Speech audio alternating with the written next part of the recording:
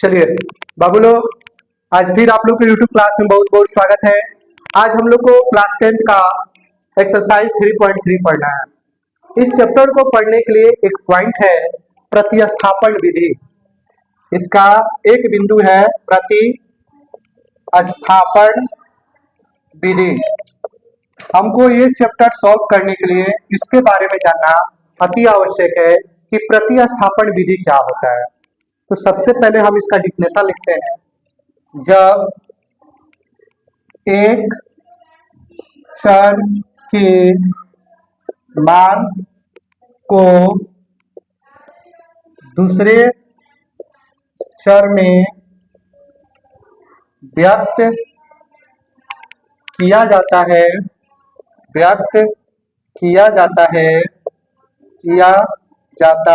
है उसे प्रतिस्थापन विधि कहते हैं। प्रतिस्थापन विधि कहते हैं। देखिए बाबू, आपके पास क्वेश्चन दिया रहेगा जैसे 2x + 3y = 4, 3x + 4y = 5। तो वो क्वेश्चन दिया रहेगा, यानी इस तरह समीकरण दिया रहेगा आपको और बोलेगा कि इसको प्रतिस्थापन विधि से सॉल्व करें। तो हम क्या लिखें, जब एक चर के मान को दूसरे चर में, यानी x को जब हम y में कन्वर्ट करके सॉल्यूशन करेंगे, जब हमारा आंसर आ जाएगा, वही होता है प्रतिस्थापन। बोलिए कोई दिक्कत? चलिए जब हम इस चैप्टर को सॉल्व करेंगे तो और ज्यादा बेटर से समझेंगे। कोई दिक्कत? ये डिफिनेशन है आपका प्रतिस्थापन विधि किसे कहते हैं। चर और चर पता है ना किसको कहते हैं? चर और अचर किसे कहते हैं? या अल्फाबेटिकल लेटर ए से लेकर जेड तक कोई भी, और ये होता है संख्या 1 2 4 5 6 7 से लेकर अनगिनत तक। यही ना होता है चर अचर। ये चीज आप लोग को हम पहले भी बता चुके हैं। कोई दिक्कत नहीं ना है? चलिए स्क्रीनशॉट ले लीजिए, तो उसको भेजे हुए। चलिए ध्यान दीजिए बुआ, क्वेश्चन नंबर 1 एक्सरसाइज 3.3 का निम्नलिखित समीकरण युग्म को प्रतिस्थापन विधि से हल करें। कौन विधि से? प्रतिस्थापन विधि से। तो हमने प्रतिस्थापन में क्या बताया कि जब एक चर के मान को दूसरे चर में रखकर बनाया जाता है, उसी को क्या कहते हैं? प्रतिस्थापन विधि कहते हैं। इसको देखिए, समीकरण 1 ले लेते हैं, इसको समीकरण 2 ले लेते हैं। हम यहाँ पर बनाएंगे किस विधि से? प्रतिस्थापन विधि से। किस विधि से? प्रतिस्थापन विधि से। तो हम समीकरण 1 ले लेते हैं, x + y = 14, x = 14 प्लस में इधर आके माइनस में, ये हो गया समीकरण 3। बोले कोई दिक्कत है? यहाँ तक है? यहाँ तक दिक्कत? अब x के मान को, अब x के मान को समीकरण 2 में रखने पर, किसमें रखने पर होगा? 2 में रखने पर इसमें हम रख देते हैं x - y = 4। x का मान क्या है? 14 - y, 14 - y, फिर माइनस y है तो -y = 4। अब यहाँ पर आ जाइए, 14 का 14 -y -2y = 4। अब यहाँ पर आ जाइए, -2y = 4, प्लस में 14 है, इधर आएगा तो माइनस में 14। अब यहाँ पर हो जाएगा -2y, अब 4 में से 14 घटाएंगे -10 हो जाएगा, माइनस माइनस कट जाएगा। अब आगे हम बना देते हैं 2y = 10, y = 10 2 गुना में, इधर में आएगा तो भागा में y, इससे यह कट जाएगा 5। y का मान क्या आ गया? 5।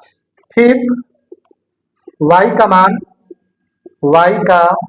मान समीकरण 3 में रखने पर, समीकरण 3 में रखने पर इसमें रखेंगे, जो अलग से एक समीकरण निकला था, x = 14 - y, x = 14 minus y का मान 5 है, x = 9 हो गया।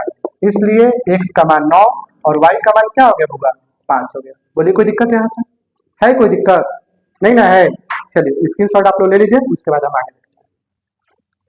चलिए ध्यान दीजिए बुआ लोग, क्वेश्चन नंबर 2 प्रतिस्थापन विधि से बनाना है, तो हम लिख देते हैं प्रतिस्थापन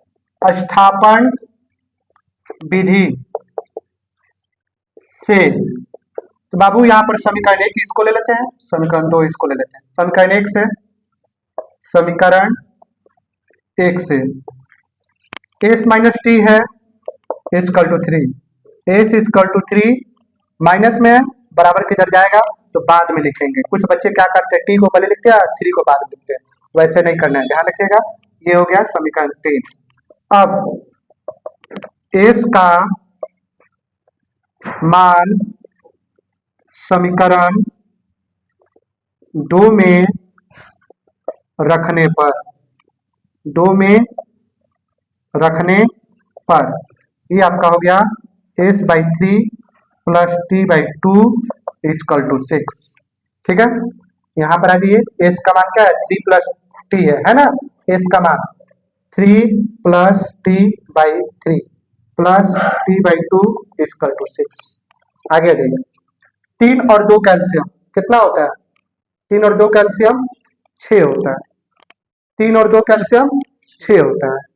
3 को 6 से भाग करेंगे 2 आएगा, 2 को ऊपर से गुना कर देते हैं, 3 प्लस टी से हम गुना कर लेते हैं, प्लस है तो हम प्लस कर लेते हैं, 2 को 6 से भाग करेंगे 3 आएगा, 3 को ऊपर से गुना 3t इजकल टू 6।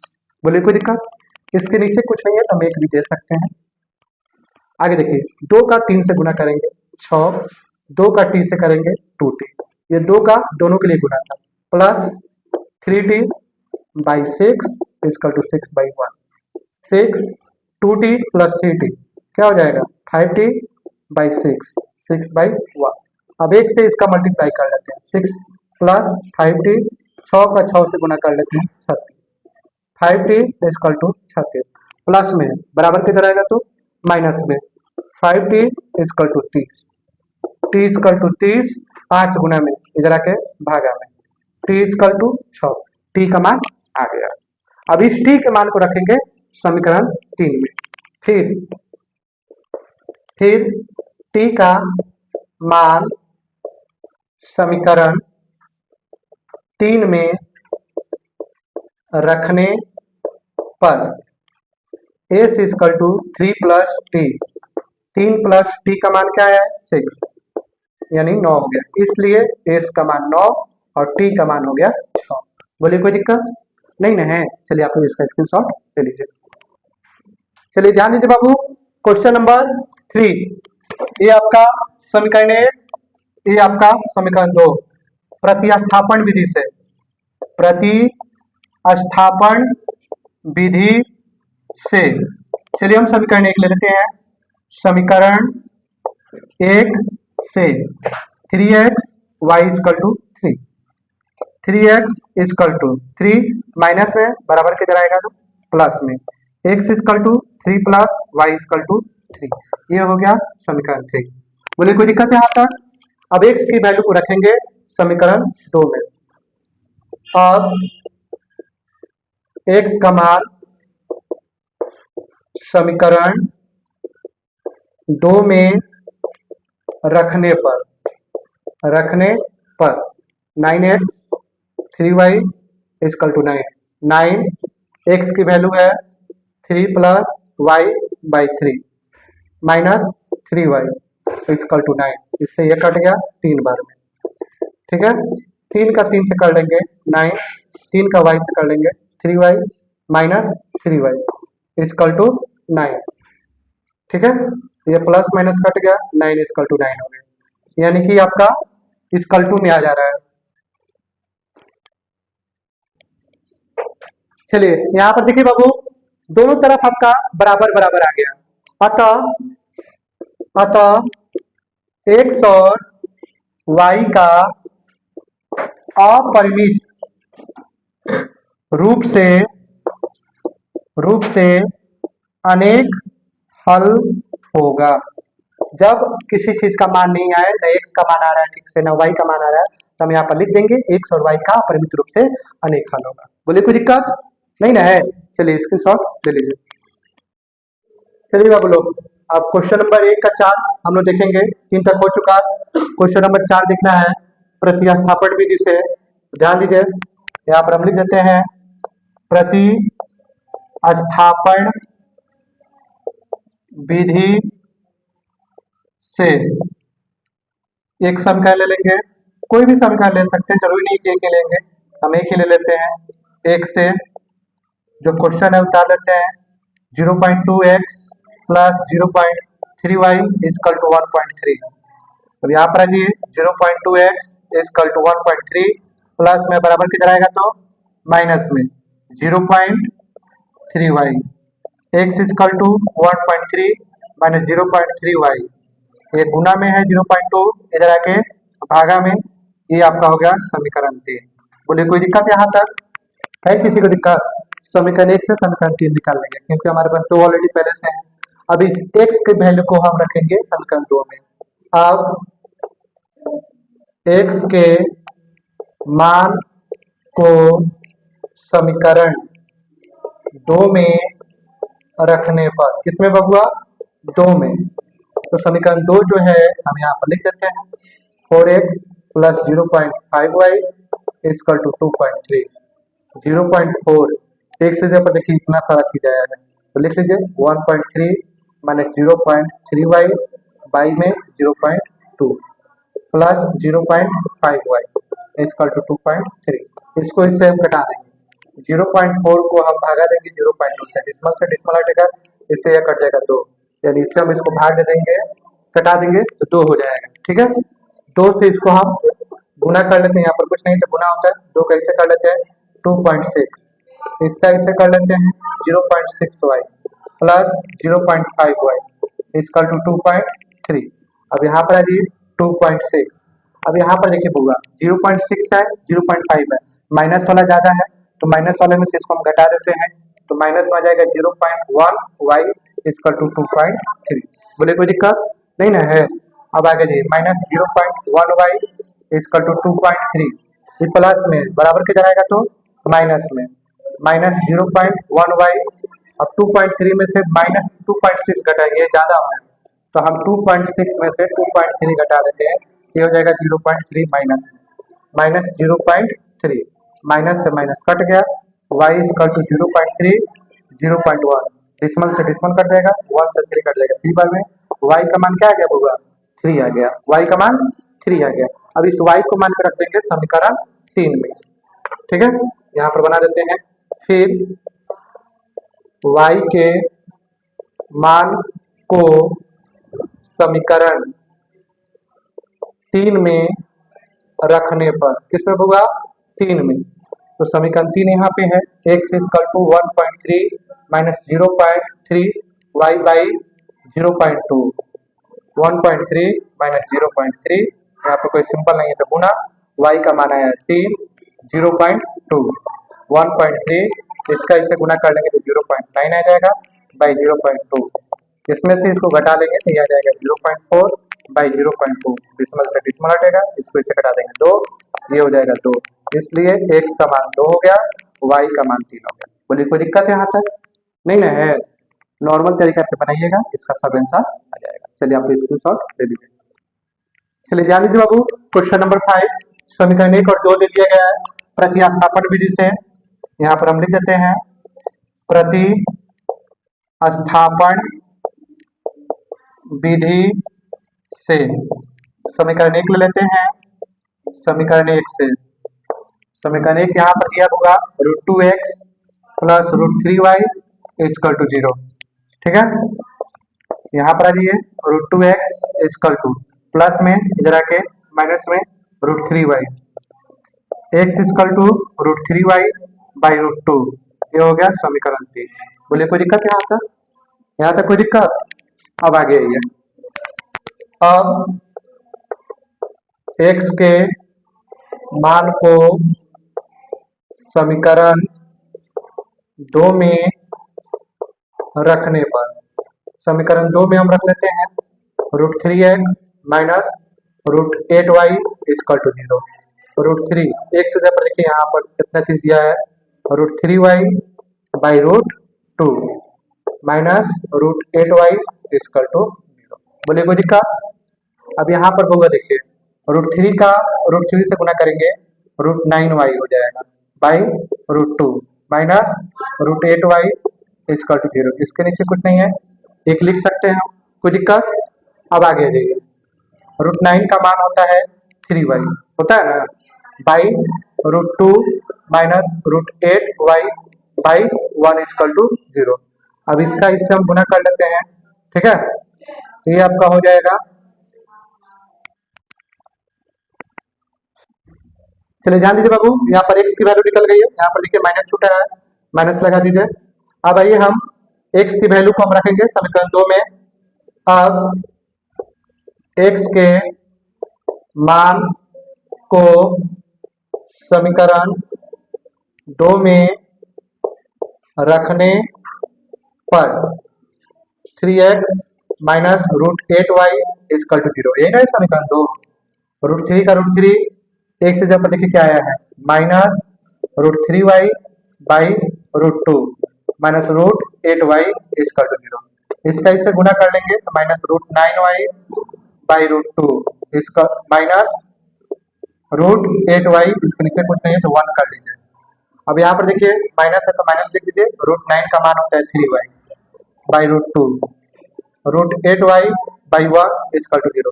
√2 और 1 का सब क्या हो जाएगा, √2 हो जाएगा, √2 को √2 से भाग करेंगे 1 आएगा, 1 ऊपर से गुना कर लेंगे तो माइनस 3y हो जाएगा। इसका इससे भाग कर लेंगे √2 आएगा, √2 का √8 से गुना करेंगे √16 आ जाएगा इक्वल टू 0। अब यहाँ पर आ जाइए, माइनस 3y माइनस 16 का मान क्या हो जाता है, √16 का मान 4 हो जाता है तो 4y बाई √2 इक्वल टू 0। इसके नीचे कुछ नहीं है तो 1 कर दीजिए। अब आइए माइनस 3 माइनस 4 क्या हो जाएगा, minus 7y by √2 equal to 0 by 1।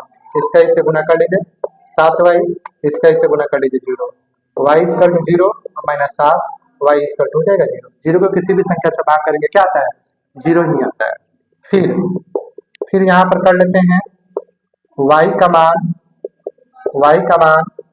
समीकरण 3 में रखने पर, कहाँ होगा, 3 में रखने पर समीकरण 3 यहाँ पे है आपका, x equal to minus √3y by √2 minus √3 y का मान आया है 0 बाई √2, इसका इससे गुना कर लेंगे 0 बाई √2। 0 को किसी भी संख्या का भाग करेंगे 0 ही आएगा, बोले कोई दिक्कत नहीं ना है। रूट वाला है तो देख के घबराने नहीं है, नॉर्मल क्वेश्चन है, आराम से बनाइएगा, सब बनेगा। चलिए आप स्क्रीनशॉट ले लीजिए। चलिए जान लीजिए क्वेश्चन नंबर 1 का 6, देखिए ये आपका भिन्न में दिया गया है, फ्रैक्शन में दिया गया है, तो ये देख कर मत घबराइए कि बड़ा सा है, ऐसा कुछ नहीं है, नॉर्मल क्वेश्चन है। देखिए कैसे बनाएंगे। सबसे पहले जिस तरह हम लोग सब क्वेश्चन बनाए हैं वैसा ही लिख देंगे, प्रतिस्थापन विधि से समीकरण 1 से, समीकरण 1 से समीकरण 1 ले लेते हैं, 3x by 2 5y by 3 minus 2, ठीक है। अब यहाँ पर ये नॉर्मल हम इसको क्या करते हैं, हम चाहे तो इसको क्या कर सकते हैं, रैखिक में भी तोड़ सकते थे, यहाँ पर रैखिक में भी तोड़ सकते थे, तोड़ दिया जाएगा इसको, यहाँ पर रैखिक में तोड़ देते हैं। 2 और 3 का सम क्या हो जाएगा, 6 हो जाएगा। 2 को 6 से भाग करेंगे, 2 को 6 से भाग करेंगे 3 आएगा, 3 को पल से गुना क्या हो जाएगा 9x, 3 को 6 से भाग करेंगे 2 आएगा, 2 को पल से गुना 10y, ठीक है। यहाँ पर कुछ आपका -2 है तो लिख दीजिए, इसके नीचे कुछ नहीं है तो 1 कर दीजिए। अब 1 कैसे गुना कर लेंगे तो 9x माइनस 10y, और 6 कैसे कर लेंगे तो -12 हो जाएगा। ये बनेगा आपका समीकरण, इसको आप हटा दीजिए यहाँ। अब यहाँ पर आके काम कीजिए, या करके 2 और 3 का सम क्या हो जाएगा 6 हो जाएगा, 3 को 6 से भाग करेंगे 2 आएगा, 2 को पल से गुना प्लस 2 को 6 से भाग करेंगे 3 आएगा, 3 को पल से गुना 3y, और यहाँ पर 13/6 है, लिख लीजिए। अब देखिए दोनों में नीचे जो है सेम संख्या है, तो नीचे जब सेम संख्या रहता है तो कट जाता है, तो यह बच जाएगा आपका, क्या बच जाएगा 2x plus 3y equal to 13, यही बन गया आपका रैखिक समीकरण। बोलिए कोई दिक्कत। अब समीकरण 1 जो है हमारा ये वाला है, इसी को लेकर हम बनाते हैं, इतना लंबा चौड़ा करने का जरूरत है, वहीं पर हम जब सॉल्यूशन कर लिए तो क्या है हमारे पास 9x 10y माइनस 12, ठीक है। अब आ जाइए 9x इक्वल टू -12, ठीक है, माइनस में इधर आएगा तो प्लस में 10y, x equal to -12 plus 10y, 9 गुना में है इधर आके भागा में, ये बन गया समीकरण। बोलिए कोई दिक्कत है यहाँ पर, है किसी को नहीं ना है, अब हम x की वैल्यू को रखेंगे समीकरण 2 में। अब x के मान को समीकरण 2 में रखने पर, कहाँ होगा, 2 में रखने पर, समीकरण 2 देखिए यहाँ पे है 2x plus 3y equal to 13। 2 का 2, x देखते यहाँ पर दिया गया है मान 12 plus 10y by 9 plus 3y equal to 13। इसका इसे गुना कर लीजिए, माइनस 24 प्लस इसका इसे कर लीजिए 20y by 9 plus 3y by 1 equal to 13। 9 और 1 का सम क्या हो जाएगा, होगा 9 हो जाएगा। 9 को 9 से भाग करेंगे 1 आएगा, 1 को ऊपर से गुना 24 प्लस 20y प्लस 1 का 9 से भाग करेंगे 9 आएगा, 9 को ऊपर से गुना 27y equal to 13 by 1 minus 24 है, 24 रहने दीजिए, 27 और 20 दोनों प्लस में है तो जोड़ लीजिए, plus 47y by 9 equal to 13/1।